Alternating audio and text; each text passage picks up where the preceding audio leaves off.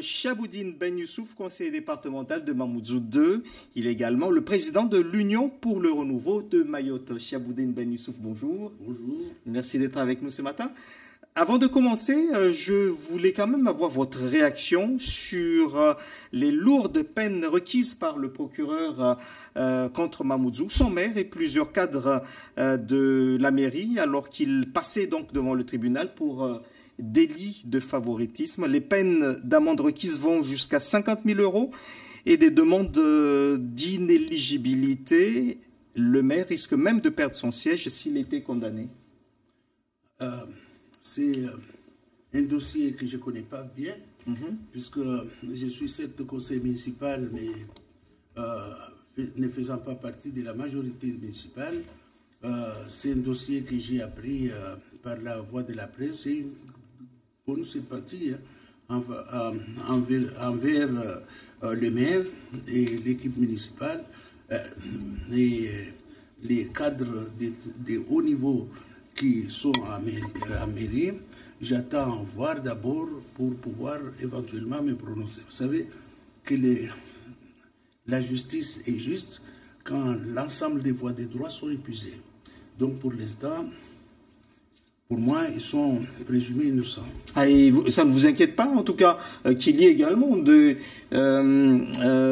dossiers entre les mains du procureur concernant le conseil départemental. Il y a eu des élus du conseil départemental qui ont dénoncé certaines irrégularités également.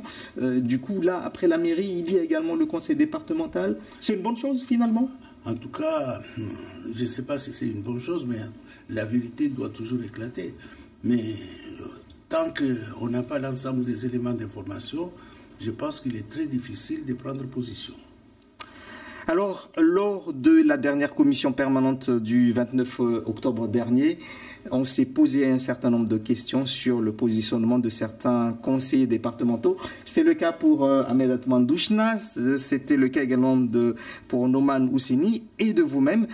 Est-ce que clairement vous êtes dans la majorité aujourd'hui? Est-ce qu'il y a une majorité au conseil départemental? On a eu l'impression quand même qu'il y a le président et certains conseillers départementaux qui... C'est par commodité, certains se disaient de la majorité. Mais en réalité, quand on a élu à l'unanimité le président, on a voté à l'unanimité le budget, comment on place la minorité, sauf si on voulait faire une dynamique de favoritisme en attribuant des emplois aidés à d'autres, mais pas à d'autres, ce qui peut être préjudiciable, mais je ne sais pas si on en est jusque-là. En tout cas, aujourd'hui, on vous a confié le foncier. C'est un dossier, en tout cas, qui vous était très cher. Vous héritez de cette partie, en tout cas, des dossiers sur le foncier. Qu'est-ce que vous allez faire dans ce cas-là et surtout, vous avez soulevé un certain nombre de problèmes liés au foncier à Mayotte. Oui, et c'est l'une des raisons pour lesquelles un certain nombre de parlementaires, non maorais d'ailleurs, ont accompagné Mayotte dans l'évolution du régime foncier à Mayotte. Il y a aussi des maorais qui ont fait, mais l'essentiel du travail a été fait par des parlementaires avant cette mandature. Voilà. Donc, au fond, nous continuerons à œuvrer dans le sens d'une clarification des textes qui sont applicables à Mayotte. Est-ce que, franchement, votre positionnement aujourd'hui, le fait qu'on vous confie ce dossier-là, le fait que, quelque part, vous êtes quand même un peu plus proche, entre guillemets, de la majorité, même si vous le niez, est-ce que ça ne va pas vous empêcher de critiquer, de demander des justifications au président du conseil départemental? On avait l'habitude de vous voir dans cette position avant. Non, rien ne changera. On a estimé que compte tenu du travail que j'ai fait, même durant cette mandature-là, peut être encore accompagné pour arriver à des résultats tangibles, j'en suis ravi. Et je crois que c'est Mayotte qui en bénéficiera si ma mission réussit. Donc, au fond, moi, je reste un élu local, je défends les intérêts de mon canton, je reste solidaire des autres cantons, mais on ne peut pas me dire, puisque je vous ai donné ça, fermer les yeux. Il n'y a pas eu de condition alors? Aucune condition. Vous présentez souvent des vœux, hein, c'est ce que je disais, vous critiquez, mais vous présentez également beaucoup de vœux. Et parmi les vœux qui vous étaient chers, il y avait l'indexation des pensions de retraite des agents publics locaux. Où ça en est, du coup, parce que là, maintenant, vous allez encore plus appuyer, je suppose, vos différents vœux. Absolument. Au fond, je crois qu'il y a, comme l'a dit le Premier ministre, il faut qu'il y ait une approche nouvelle, une révolution dans notre façon de travailler. On n'est plus au XVIe siècle. Tous les acteurs, administration, élus locaux, doivent savoir qu'on a changé de cap. On est département, on est région périphérique. Et le cadre de travail n'est pas celui qu'on avait avant. Mais je crois qu'on y reviendra dans l'accompagnement que nous comptons, que nous avons déjà proposé à des parlementaires et au gouvernement pour que Mayotte avance. Alors, parmi les dossiers sur lesquels vous avez également demandé un fort soutien des parlementaires, il y a l'emploi et l'égalité des droits. On entend cela depuis de nombreuses années, Chaboudine Ben Youssouf. Parce que c'est toujours d'actualité. Si un dossier n'est pas résolu, on en parle si on y croit. En réalité, Mayotte accuse beaucoup de retard dans des domaines variés. Parmi les domaines où c'est extrêmement criant, c'est la formation de notre jeunesse. La jeunesse, l'inégalité qu'accusent nos jeunes Mahorais sont insupportables, surtout quand on est dans une logique où il faut donner le maximum des chances à nos enfants de pouvoir s'insérer dans la vie nationale, internationale. Ça, je crois que c'est extrêmement important. Deuxième inégalité, et ça concerne les retraites. Les systèmes de protection sociale n'existaient pas à Mayotte. Maintenant, on est département, on est régi par les mêmes textes, mais on part de loin. Et je crois qu'il appartiendra aux parlementaires, parce que c'est le rôle du député, c'est le rôle du sénateur, de faire supporter les inégalités par l'impôt, parce que c'est à ce niveau que ça doit intervenir. Vous savez qu'il y a des gens qui gagnent moins de 300 € par mois, alors qu'ils ont passé toute leur vie en s'occupant de leurs enfants, en travaillant, en les faisant manger, en faisant des sacrifices pour leur éducation. C'est mon cas. Si mes parents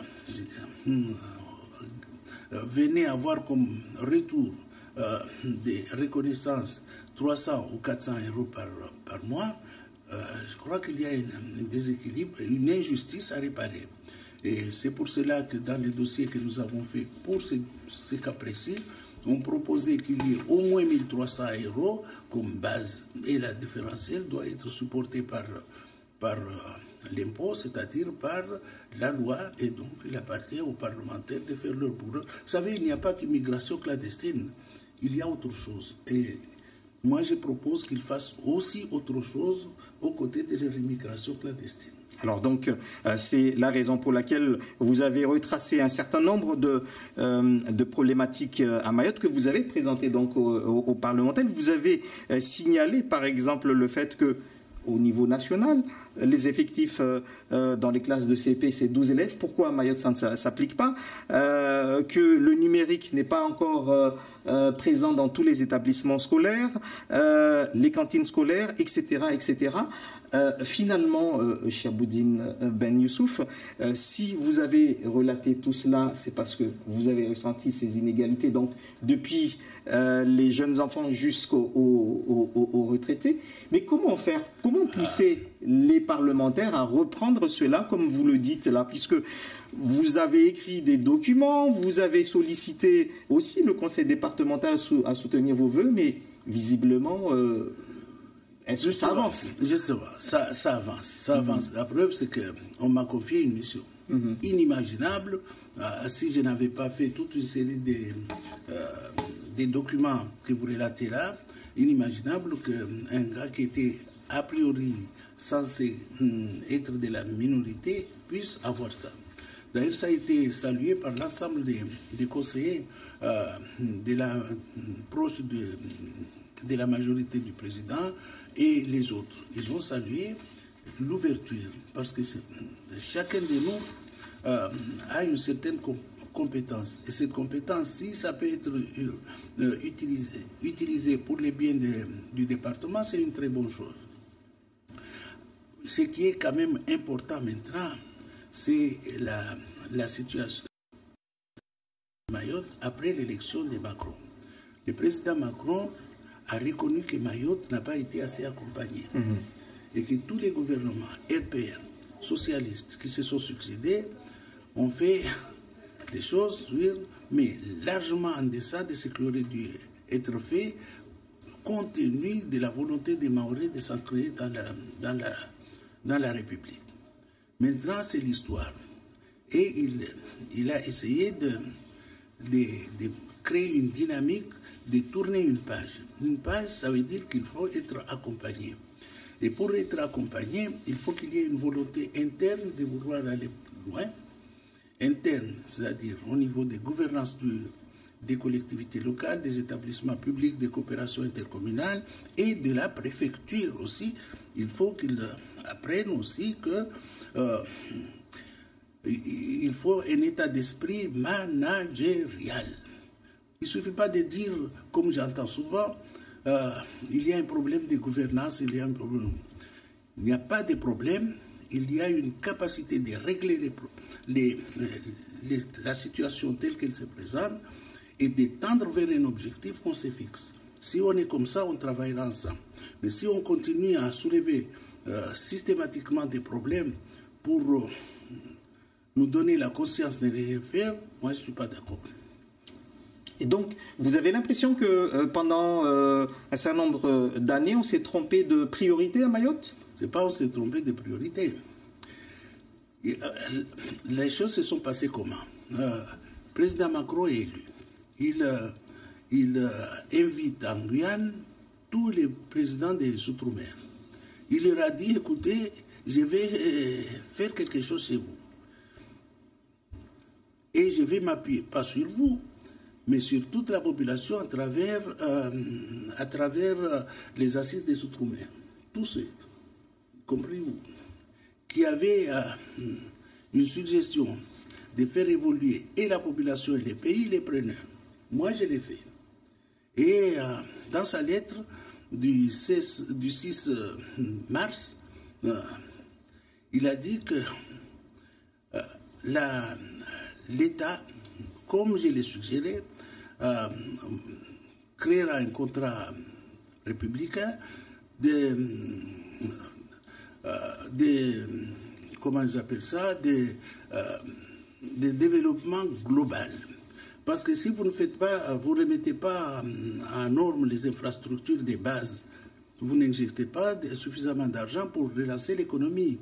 L'objectif, c'est d'être comme les autres, avoir les mêmes équipements que les autres dans le temps. Pas maintenant, parce qu'on part de loin.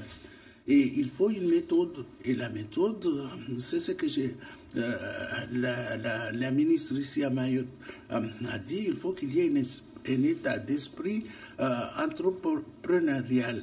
Ça, c'est vrai. Donc, il faut que les gens se bougent. Il faut que les gens s'investissent. Il faut que les gens se disent que voilà, nous avons le cours de l'histoire à suivre. Et malheureusement, on ne peut pas rester et soulever uniquement les difficultés. Il faut trouver des solutions. Voilà. Et c'est ce que vous allez proposer donc maintenant, et c'est ce que vous avez déjà proposé, et c'est ce que vous suivrez dans les semaines et mois à venir. Merci beaucoup à vous, Chaboudine Ben Youssouf, d'avoir été l'invité de Zakweli ce matin. Je rappelle donc que dans un instant, vous aurez le journal au Maoré avec Mona Saindou. Bonne journée à tous.